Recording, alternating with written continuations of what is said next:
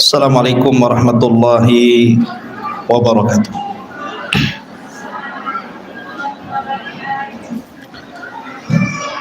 Alhamdulillah wassalatu wassalamu ala Rasulillah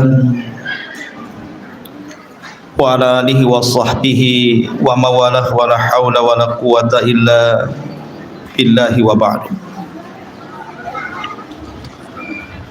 Alhamdulillah, di siang hari ini Allah Subhanahu wa taala masih memberikan nikmat kepada kita sehingga kita bisa berkumpul di Masjid Nurul Hidayah ini, tentunya dalam rangka untuk bersilaturahim dan juga thalabul ilmi. Salawat dan salam tak lupa kita hadiahkan kepada Rasul kita Nabi besar Muhammad sallallahu alaihi wa ala alihi wasallam. Karena waktu juga yang semakin siang dan mendekati zuhur, langsung saja kita akan membahas tema di siang hari ini. Kalaulah Allah Subhanahu wa taala membangkitkan kita kedua kalinya. Tema ini diambil dari firman Allah Subhanahu wa taala, laula akhartani ila ajalin qarib la asaddaqa wa akum minas salihin. Kalaulah Allah Subhanahu wa taala membangkitkan diriku kedua kalinya, tentu aku ingin bersedekah dan bergabung dengan orang-orang saleh. Inilah tema yang kita akan bahas seputar fadlu sadaqah, keutamaan bersedekah. Ma'asyiral muslimat, ibu-ibu yang dirahmati Allah Subhanahu wa taala, ada sebuah kisah sebelum saya jelaskan tentang dalil-dalil dari Al-Quran dan Sunnah dan bagaimana pengaruh sedekah dalam kehidupan kita. Ada satu kisah menarik dari salah seorang syekh yang saya pernah mendengar di salah satu YouTube. Jadi ada seorang dai, seorang syekh mungkin ya, dari Maroko. Jadi ceritanya seorang dai, seorang syekh dari negeri Maroko sana, Maghrib. Dia bermimpi. Jadi dalam mimpinya 3 hari berturut-turut didatangi Nabi sallallahu alaihi wasallam. Berjumpa dengan Nabi sallallahu alaihi wasallam dalam mimpinya 3 hari berturut-turut.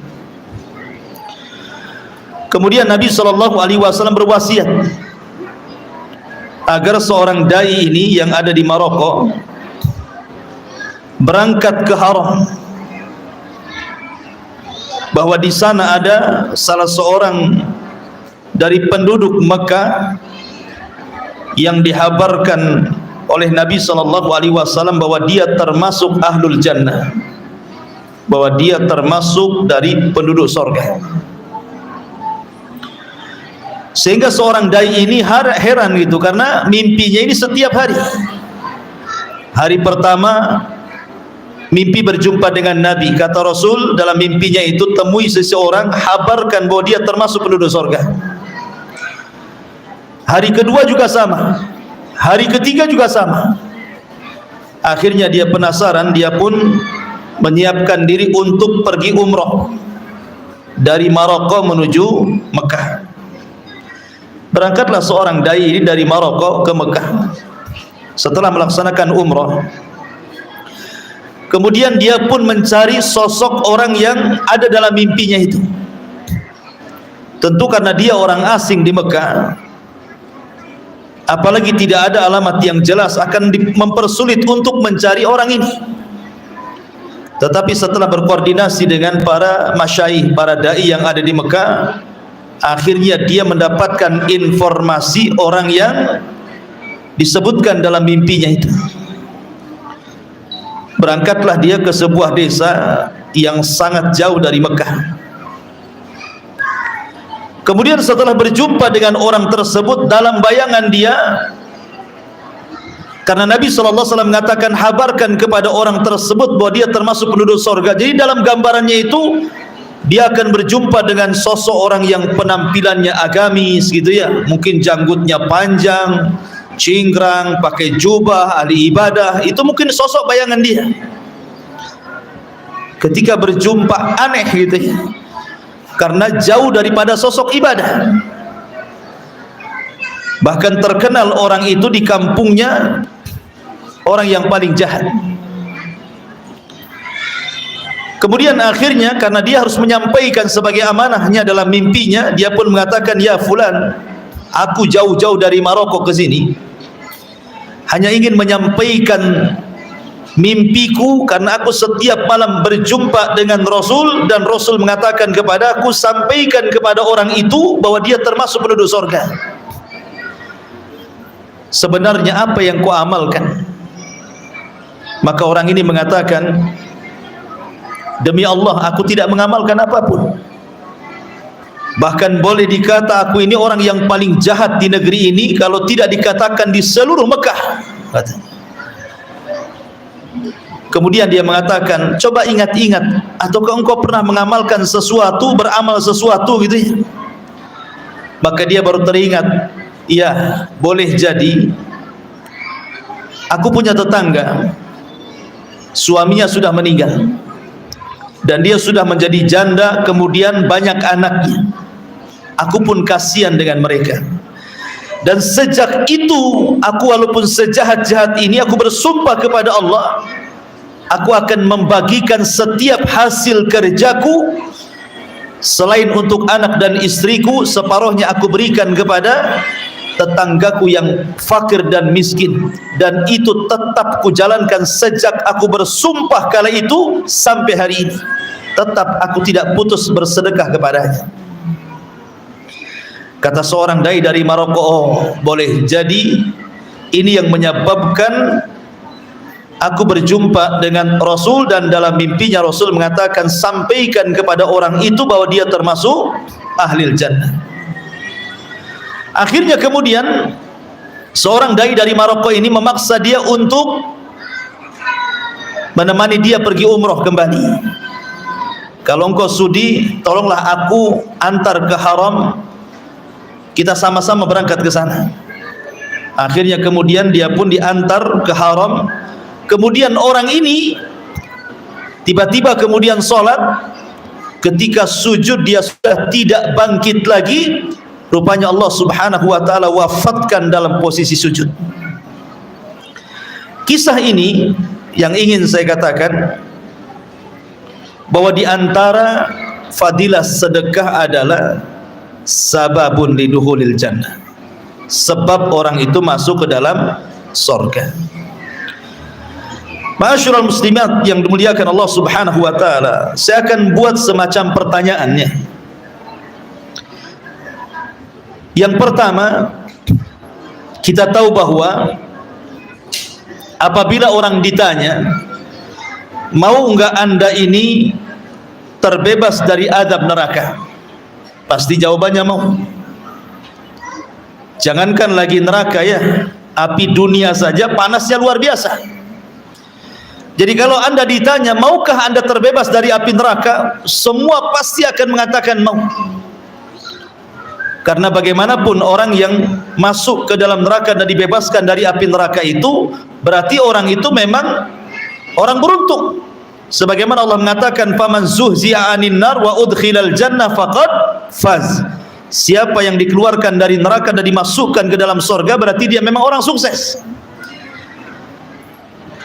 Tetapi tahukah anda bagaimana caranya kita ini terbebas dari api neraka? Maka ulama mengatakan salah satunya adalah dengan cara bersedekah. Karena sedekah itu bisa membebaskan kita dari azab neraka. Perhatikan sebuah hadis. Nabi SAW mengatakan, ma minkum min ahadin illa sayukallimuhu rabbuhu yaumal qiyamah laisa bainahu wa bainahu turjumah. Kata Nabi SAW, tidak ada seorang pun di antara kalian kecuali pasti akan diajak bicara satu persatu oleh Allah, dan antara anda dengan Allah tidak ada perantara dan tidak ada penerjemah. Jadi kita nanti pada hari kiamat, Bu, itu akan berdialog dengan Allah satu-satu, dan antara kita dengan Allah tidak ada penerjemah. Kemudian fayangduru aiman minhu fala yura illa ma qaddam wa yangduru ash'ama minhu fala yura illa ma qaddam wa yangduru baina yadayhi fala yura illa an-nar. Maka apabila seseorang ini melihat ke sebelah kanan, maka dilihatnya amalan-amalan kebaikan dia selama di dunia. Apabila dia melirik ke sebelah kiri, maka dia akan melihat amalan-amalan keburukan dia di dunia. Apabila dia melihat ke depan, maka dia akan melihat api neraka yang sangat dahsyat. Maka kata Nabi SAW, fattaqun nar walau bisyikki tamrah. Oleh karena itulah takutlah kalian dengan neraka, walaupun kalian bersedekah dengan separuh biji kurma, separuh butir kurma. Jadi begini Ibu, gambarannya ya. Ketika Allah Subhanahu wa taala mendatangkan neraka jahanam, waji'a yauma idzin bi jahannam. Pada hari itu Allah datangkan jahanam kepada manusia. Dan jahanam itu neraka yang sangat besar, karena yang menggeretnya saja satu tali kekang itu jumlahnya 70.000 malaikat. Sementara tali kekang neraka jahanam itu 70.000 tali kekang. Artinya besar sekali jahanam itu.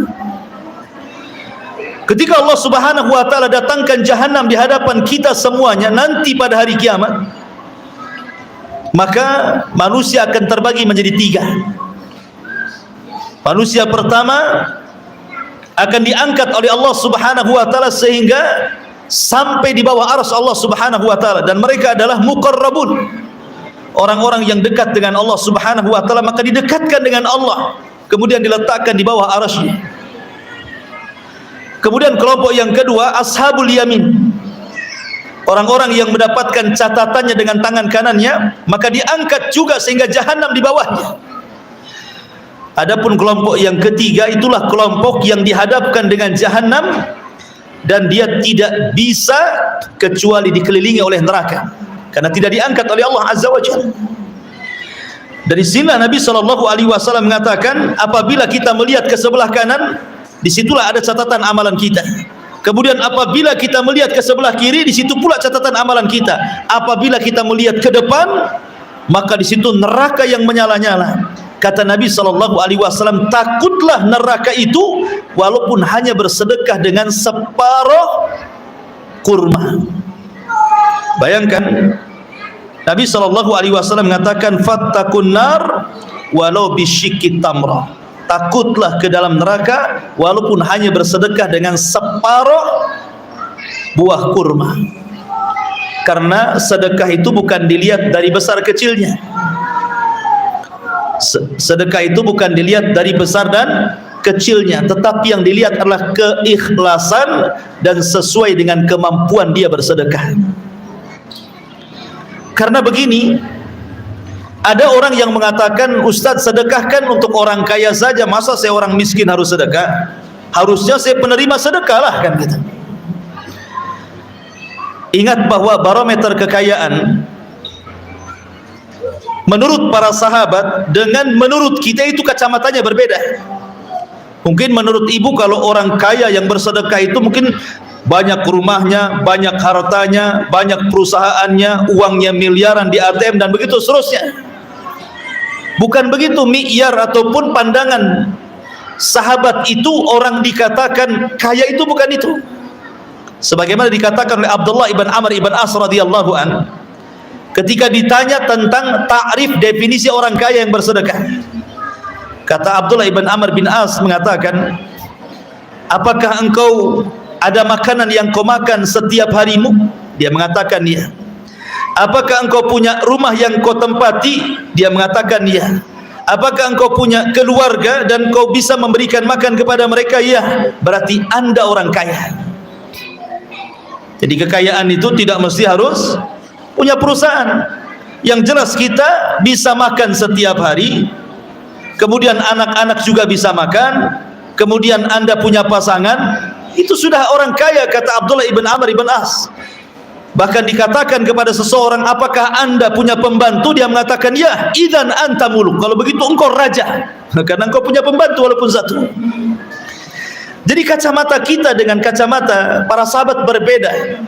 Jadi orang yang dianggap mampu kaya itu, menurut para sahabat cukup kalau dia bisa makan pada hari itu, punya tempat tinggal, punya pasangan yang saling melindungi, itu sudah kaya. Jadi tidak mesti nunggu punya mobil dulu gitu ya baru sedekah. Kapan kan itu? Kapan sedekahnya? Nanti tunggu punya mobil. Rupanya sampai mati tidak punya mobil ya. Ya sampai mati pula tidak bersedekah dia. Ya. Jadi ini yang pertama, sedekah itu bisa menyelamatkan kita dari azab neraka. Yang kedua, pertanyaannya adalah, seandainya Bu, di dunia ini panas terik matahari, dengan kepanasan yang luar biasa, ibu tinggal saja di luar rumah, itu sudah panas sekali kan? Pasti pengen masuk rumah. Dalam rumah pun pengen ada AC-nya. Itu kita hidup di dunia saja terasa tuh. Sekarang pertanyaannya di akhirat, matahari di akhirat itu Bu, bukan seperti sekarang. Kalau sekarang kan matahari jauh dari kepala kita, itu pun sudah ditentukan porosnya. Artinya kalau dia keluar dari garis edarnya terbakar bumi, kalau dia jauh dari garis edarnya beku bumi. Artinya Allah sudah memberikan matahari itu pas tempatnya di situ. Tapi nanti pada hari kiamat itu matahari dan bulan akan dikumpulkan, wa jumi'asy syamsu wal qamar, dan itu akan didekatkan di atas kepala 1 mil. Bayangkan 1 mil. Tentu ketika itu sangat dihajatkan payung yang bisa menaungi kita, antara kita dan juga matahari. Pertanyaannya, maukah seseorang pada hari kiamat mendapatkan naungan sehingga dia tidak kepanasan dari terik matahari? Tentu jawabannya iya. Maka caranya hanya satu, bersedekah. Sedekah itu akan jadi payung kita antara kita dan panasnya terik matahari pada hari kiamat. Mana dalilnya? Nabi SAW bersabda, sab'atun yudhilluhumullahu fi dhillihi yawma la dhilla illa dhilluh. Jadi ada 7 kelompok yang akan mendapatkan naungan arasy Allah di hari yang tidak ada naungan kecuali naungan Allah. Salah satunya kata Rasulullah, rajulun tasaddaqat biyamini, rajulun tasaddaqat bi sadaqatin fa akhfaha hatta la ta'lam shimaluhu ma anfaqa yaminuhu. Seorang laki-laki yang bersedekah kemudian dia sembunyikan sedekahnya sampai tangan kiri tidak tahu yang diinfakkan tangan kanannya. Apa maksudnya? Apa waktu sedekah tangan kiri ke belakang, tangan kanan ke depan? Bukan begitu ya. Ini kinayah. Saking ikhlasnya orang yang bersedekah itu sampai tidak tahu berapa uang yang disedekahkan tuh. Jadi kalau seandainya ada kotak gitu ya, langsung ambil dompet, main kerok, dimasukkan gitu, sampai rumah berapa ya tadi yang sedekahkan gitu. Tetapi kan jarang yang seperti ini. Biasanya ibu kalau buka dompet pasti akan dilihat dulu kan lembaran-lembarannya itu, mulai warnanya, kemudian bentuknya, lepet tidaknya. Nah, ada yang pakai perban atau tidak diperban gitu ya. Kan ada tuh uang yang diperban itu. Ya. Itu kadang-kadang sebelum sedekah diperhatikan dulu uangnya kan. Kalau yang warna merah mungkin agak jauh-jauh gitu ya. Kalau yang warna pedang, itu yang dikeluarkan biasanya. Karena pedang itu bisa keluar. Ya. Artinya bahwa orang yang ikhlas itu makna tangan kanan yang bersedekah tangan kiri tidak tahu, itu maksudnya saking ikhlasnya dia tidak tahu jumlahnya itu, dan tidak pernah terpikir dan tidak pernah teringat kapan dia sedekah, di mana dia sedekah, untuk siapa dia sedekah, pokoknya tidak tahu, saking ikhlasnya. Ya. Tetapi kan yang seperti ini apa di zaman sekarang kan, paling hafal ya. Kadang-kadang kalau sedekah ke sini dicatat tuh, sehingga akan senantiasa diingat gitu ya. Tapi ini kinayah bagaimana rahasia sedekah itu besar sekali. Salah satunya adalah bisa menjadi penaung kita pada hari kiamat. Kata Rasul, kullu mri'in fi dhilli sadaqatihi yaumal qiyamah, sesungguhnya seseorang itu akan berada di naungan sedekahnya pada hari kiamat. Ini yang kedua. Yang ketiga, ma'asyiral muslimat yang dimuliakan Allah Subhanahu wa taala, kehidupan di dunia ini, Bu, yang namanya orang hidup itu kan pasti setiap harinya itu akan diputarkan, Bu ya. Kadang senang, kadang susah, kadang menangis, kadang tertawa, kadang bahagia, gembira, kadang juga merana. Itulah hidup di dunia. Kadang kena musibah, kadang kena penyakit, dan begitu seterusnya. Kalau saya bertanya, maukah seandainya seseorang itu setiap harinya tidak ada musibah? Tentu jawabannya maulah, kan itu. Kenapa demikian? Karena orang itu ingin hidup senang. Lalu bagaimana caranya supaya setiap musibah yang Allah timpakan kepada kita, Allah angkat musibahnya? Maka salah satu jalannya adalah dengan cara bersedekah. Sedekah itu kata para ulama bisa mengangkat bala dan bisa mencegah adanya musibah. Dalam sebuah hadis Nabi SAW mengatakan, masani'ul ma'ruf taki masari asu. Sesuatu kebaikan termasuk dalamnya sedekah itu bisa mencegah sesuatu yang buruk menimpa kepada orang tersebut. Dari hadis ini Al-Imam Ibnul Qayyim rahimahullahu ta'ala mengatakan, as-sadaqatu laha ta'thirun azimun fi daf'i anwa'il bala'i walau kanat minal fajiri wal-zalimi hatta law kanat minal kafir. Lihat perkataan Ibnul Qayyim, sedekah itu memiliki pengaruh yang sangat besar, terutama di dalam mengangkat bencana. Walaupun sedekah itu datang dari orang fajir, walaupun sedekah itu datang dari orang zalim, walaupun sedekah itu datang dari orang kafir sekalipun. Jadi sedekah itu bisa mencegah bala ya. Yang harusnya seseorang itu anaknya ditakdirkan sakit, tapi sama orang tuanya banyak sedekah, akhirnya tidak jadi sakit. Yang harusnya suami yang sedang bekerja pulang ketabrak mobil, tetapi karena istrinya rajin sedekah tidak jadi ketabrak. Nah gitu maksudnya. Jadi sedekah itu bisa mengangkat bala gitu ya. Dan bukan hanya itu saja, sedekah itu bisa mengangkat penyakit. Kebanyakan orang di masyarakat terkadang kurang yakin bahwa sedekah itu obat bagi penyakit, sehingga kebanyakan orang yang terkena sakit itu pertama kali pasti lari ke dokter, lari ke farmasi cari obat. Pasti seperti itu umumnya.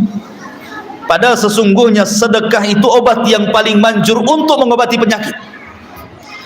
Dahulu di zaman Abdullah ibn Mubarak rahimahullahu ta'ala, ada seorang laki-laki kakinya itu terkena luka dan sudah menahun penuh dengan nanah dan darah.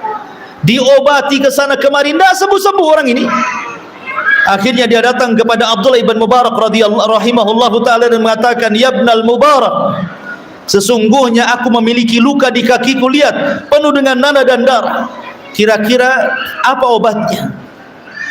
Kata Abdullah ibn Mubarak rahimahullahu ta'ala, carilah kau satu tempat, di tempat itu orang berhajat dengan air, kemudian galilah sumur di situ, kemudian sedekahkan air itu kepada orang-orang yang berhajat kepada sumurmu itu. Maka lihat nanti dengan luka yang kau derita selama ini. Akhirnya betul dia mengikuti fatwanya siapa? Abdullah ibn Mubarak. Dia pun mencari tempat yang di situ berhajat kepada air, kemudian dia gali sumur, kemudian keluar air, kemudian dia sedekahkan air itu. Dalam waktu 1 minggu setelah penggalian air itu, dia mengatakan, demi Allah, semua luka, semua penyakit yang ada pada badanku Allah sembuhkan. Dari sini Nabi SAW mengatakan, dawu mardakum bisadaqah, obati orang sakit kalian dengan sedekah. Ya, maka sedekah itu obat, tapi harus yakin, Bu. Jadi kalau ibu ini sedekah, niatkan untuk obat. Niatkan untuk obat. Pokoknya sedekah ke masjid ini, ya, masjid ini perlu pembangunan nih. Datanglah ke siapa panitia pembangunan nih. Saya sedekah untuk anak saya yang sakit. Semoga Allah sembuhkan anak saya. Nah, seperti itu. Jadi ada niatnya menyembuhkan penyakit. Karena innamal a'malu binniyat. Amal itu ditentukan dengan niatnya. Ma'asyiral muslimat yang dimuliakan Allah Azza wa Jalla. Kemudian sedekah ini bisa menambah nikmat dari Allah Azza wa Jalla. Dan ini pun harus yakin. Ada sebuah hadis di zaman dulu, ya, di zaman Bani Israel, Bu. Jadi ada seseorang itu sedang lewat di pematang sawah. Jadi ada orang sedang lewat di pematang kebun, pematang sawah. Tiba-tiba ketika melihat ke langit, ada awan berwarna hitam yang mengikutinya. Jadi ketika dia lewat, ada awan gitu ya.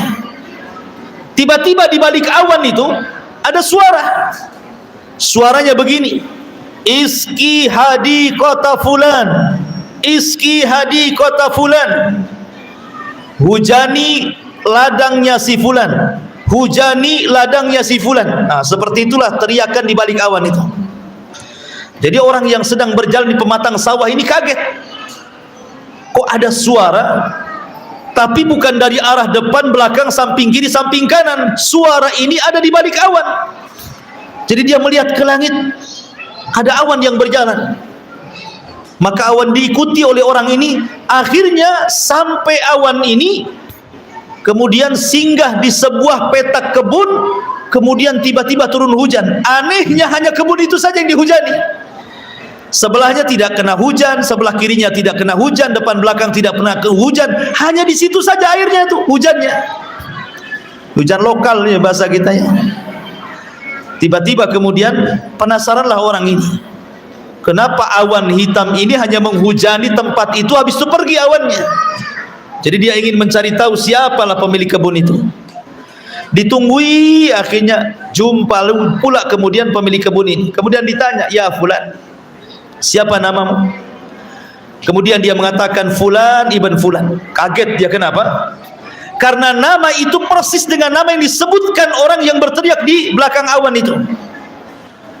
Kemudian dia mengatakan, ya fulan, apa yang ku amalkan sebenarnya dengan kebunmu ini? Takjub gitu orang ini. Maka yang punya kebun itu mengatakan, demi Allah, apabila kebunku ini mengalami panen, maka panenku ku buat jadi 3. Sepertiga dikembalikan kepada kebun, sepertiga aku sedekahkan, dan sepertiga aku makan. Jadi orang ini membagi hasil kebunnya 3, sepertiga dikembalikan untuk modal dan dikembalikan ke kebun, sepertiganya untuk sedekah, dan sepertiganya untuk makan keluarganya. Maka orang ini, oh boleh jadi jangan-jangan ini yang kemudian Allah mengirim awan kemudian menghujani tempat tersebut.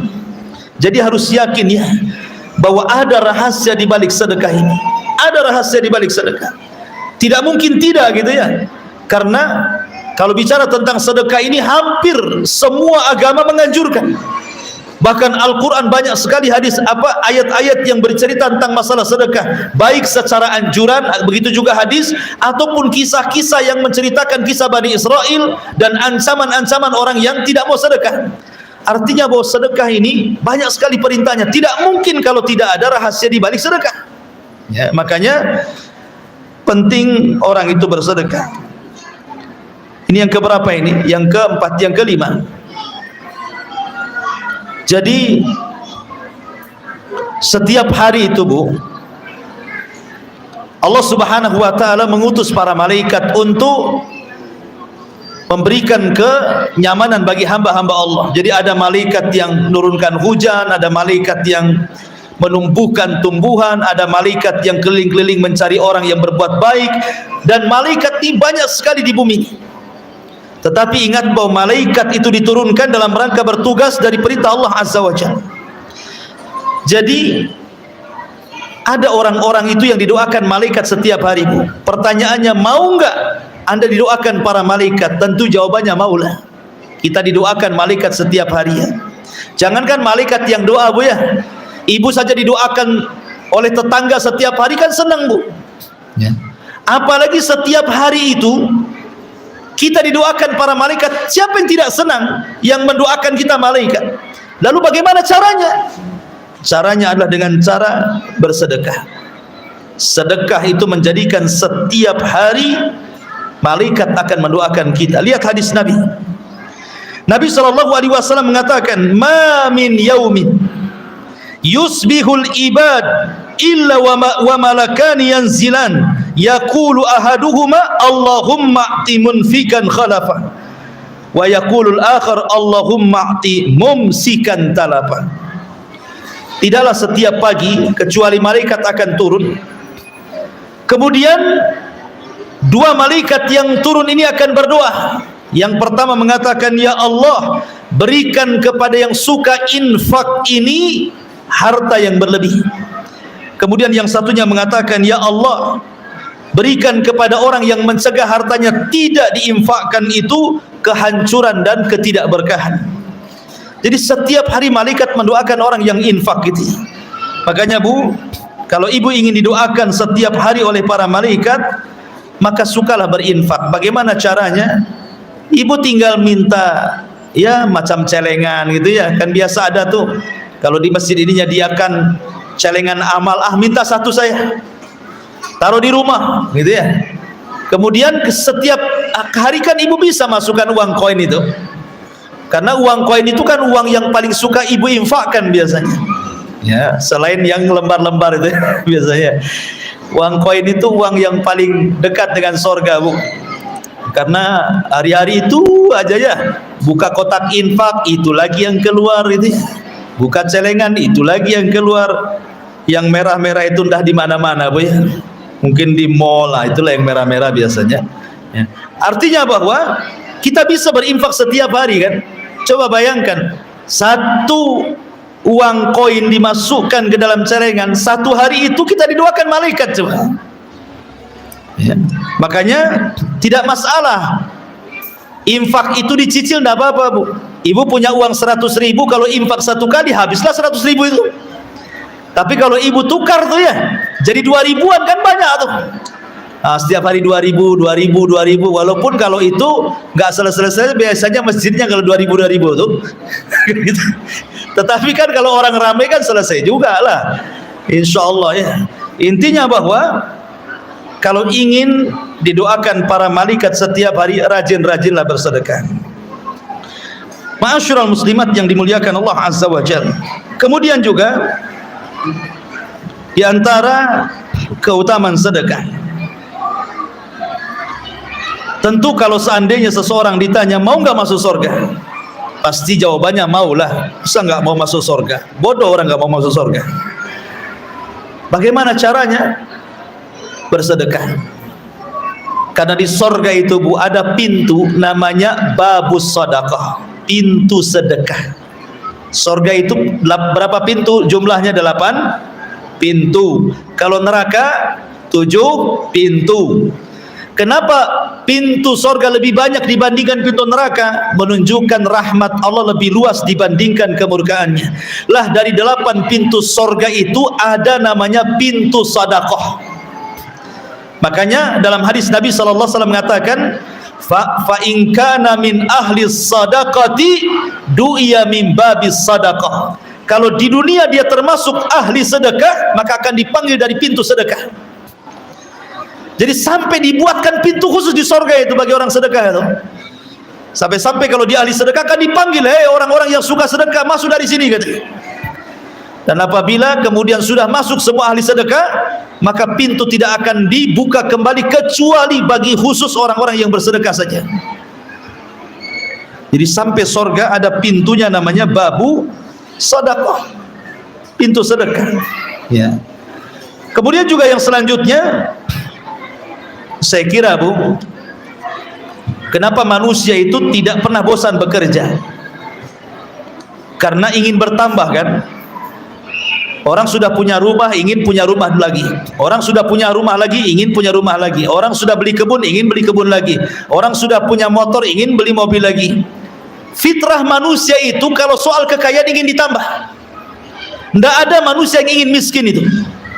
Pasti fitrah manusia itu wa yuhibbunal mala hubban jammah. Kalau sudah cinta harta, pasti cinta sekali, karena kenyataan fitrah kita ini kalau bisa harta makin bertambah kan. Pertanyaannya, mau enggak harta ibu ditambah? Pasti jawabannya maulah. Ya maulah Ustaz. Kalau ingin ditambah harta, bagaimana cara supaya harta kita bertambah tanpa ada usaha? Tiba-tiba Allah Subhanahu wa taala langsung melipat gandakan gitu ya. Dan usahanya diberkahi oleh Allah Azza wa Jalla. Maka salah satunya dengan cara sedekah.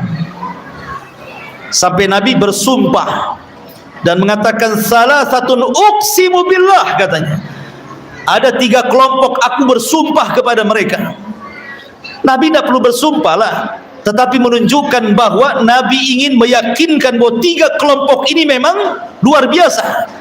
Kemudian salah satunya Rasul mengatakan, ma naqasa malum ri'in min sadaqah bal yazdad bal yazdad bal yazdad. Kata Nabi SAW, tidaklah seseorang menginfakkan hartanya dengan penuh ikhlas karena Allah, kecuali pasti akan ditambah, ditambah, ditambah, sampai 3 kali Rasul mengatakan ditambah.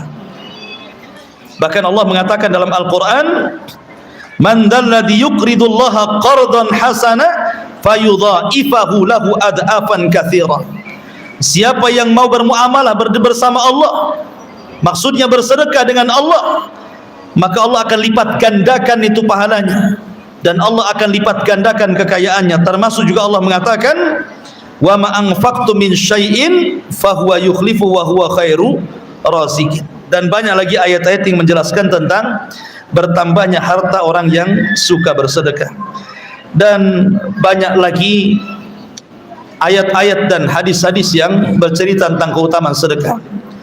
Tetapi yang ingin saya tutup kajian kita ini karena juga waktu, satu kisah yang menarik tentang masalah sedekah. Pertama, kisah Abu Bakar Siddiq radhiyallahu an. Jadi Abu Bakar Siddiq radhiyallahu an adalah orang yang terkenal dengan sedekahnya. Sampai diturunkan ayat Al-Quran tentang Abu Bakar, wa sayujannabuhal atqa alladhi yu'ti malahu yatazakka wa ma li ahadin indahu min ni'matin tuzza illa ibtigha'a wajhi rabbihil a'la wa la sawfa yarda. Ayat ini turun kepada siapa? Kepada Abu Bakar. Apa yang dilakukan Abu Bakar? Kenapa ayat ini diturunkan kepada Abu Bakar? Karena Abu Bakar itu terkenal sedekahnya. Di permulaan Islam, banyak budak-budak yang dimerdekakan Abu Bakar. Dia beli dengan harga yang mahal demi menebus budak-budak itu jangan sampai kemudian tersiksa di atas Islam. Ditebus, kemudian mereka jadi merdeka. Sampai Abu Quhafah ketika itu ayahandanya Abu Bakar marah-marah sama Abu Bakar dan mengatakan, wahai anakku, kalau engkau membeli budak, belilah budak yang kuat supaya bisa dipekerjakan. Macam mana kau beli budak macam Bilal, Zunairah, macam Khabbab dan orang-orang yang tidak sanggup untuk dikerjakan? Maka Abu Bakar mengatakan, wahai bapakku, a'taqtuhum liwajhillah. Tujuanku memerdekakan mereka itu karena wajah Allah, bukan karena aku manfaatkan untuk diriku, tidak. Dari sini turun ayat wa sayujannabuhal atqa, dan orang yang bertakwa akan dijauhkan dari api neraka, maksudnya Abu Bakar. Bahkan ketika perang Tabuk, Umar membawa separuh harta, Abu Bakar membawa seluruh harta.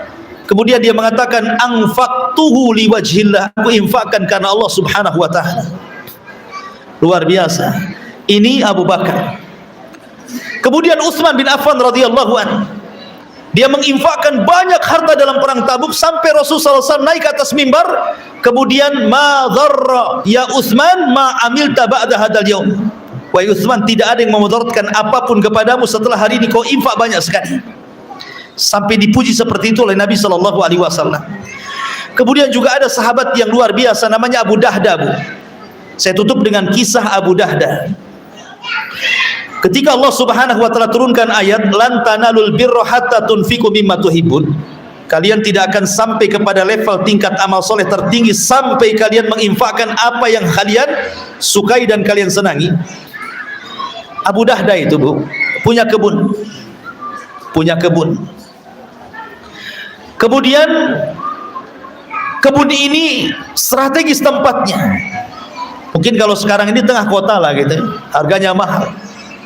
Dan sangat dicintai karena selain strategis tempatnya, mahal juga harganya. Ketika mendengar ayat ini, dia datang kepada Nabi SAW. Ya Rasulullah, betul enggak Allah berfirman seseorang tidak mungkin sampai level albir sampai dia bisa menginfakkan harta yang dia cintai? Kata Rasul, betul wahai Abu Dahda. Kata Abu Dahda, ya Rasul, aku punya lahan. Lahan itu kusuka, selain strategis dan juga harganya, aku infakkan di jalan Allah. Lah kemudian ketika itu Abu Dahda radhiyallahu pulang karena ketika itu istrinya ada di kebun yang akan diinfakkan. Istrinya masih ada di kebun itu. Istrinya tidak tahu kalau Abu Dahda itu sudah menginfakkan kebun itu. Maka dia datang ke kebun itu, masuk pun tidak. Masuk ke kebun itu tidak, karena sudah diinfakkan. Cuma dia berteriak dari luar kebun itu kepada istrinya, ya Umma Dahda ukhruji qad anfaqtuha liwajhillah. Wahai istriku, keluar kau dari kebun itu, aku sudah infakkan kebun itu di jalan Allah. Lihat Abu Dahda, kalau seandainya Ummu Dahda ini di posisi ibu, apa enggak murang-muring, Bu, ya? Pastilah ibu murang-muring kan gitu. Kok infak, kok enggak ngasih tahu? Kemudian yang diinfakkan pula kebun yang mahal, kemudian yang strategis gitu. Pasti ibu guling-guling itu di kebun tuh. Apa yang diinfakkan gitu ya? Tapi lihat Ummu Dahda ini kan luar biasa. Dia mengatakan kepada suaminya, Rabiha bai'u Abi Dahda, Rabiha bai'u Abi Dahda. Semoga Allah memberikan keuntungan kepada jual belimu wahai suamiku. Semoga Allah memberikan keuntungan kepada jual belimu dengan Allah wahai suamiku. Senang istrinya. Ya. Istrinya yang tidak ngomong apa-apa, malah senang, malah mendoakan suaminya. Kenapa? Karena tingkat kesadaran sedekah zaman itu kan luar biasa. Karena yakin tidaklah mereka menginfakkan sesuatu pasti akan diganti. Itu inti daripada ceramah di siang hari ini. Karena tidak ada tanya jawab, sudah ada instruksi tadi, dan waktunya juga sudah mendekati zuhur. Ini yang bisa sampaikan, mudah-mudahan ada manfaatnya dan semoga sukses acara ini dan bisa dibuat di tempat-tempat lainnya. Ini kan bagus juga, ada bazar, perwakilan dari beberapa ummahat. Mungkin nanti bisa dibuat di Batam Center ya, ataupun di mana gitu ya. Mungkin ini bagus sekali karena untuk silaturahim, saling merekatkan hubungan antar para ummahat. Mungkin kita tutup dengan doa kafaratul majlis. Subhanakallah bihamdika asyhadu an la ilaha illa anta astaghfiruka wa atubu ilaik. Allahu ta'ala alam. Assalamualaikum warahmatullahi wabarakatuh.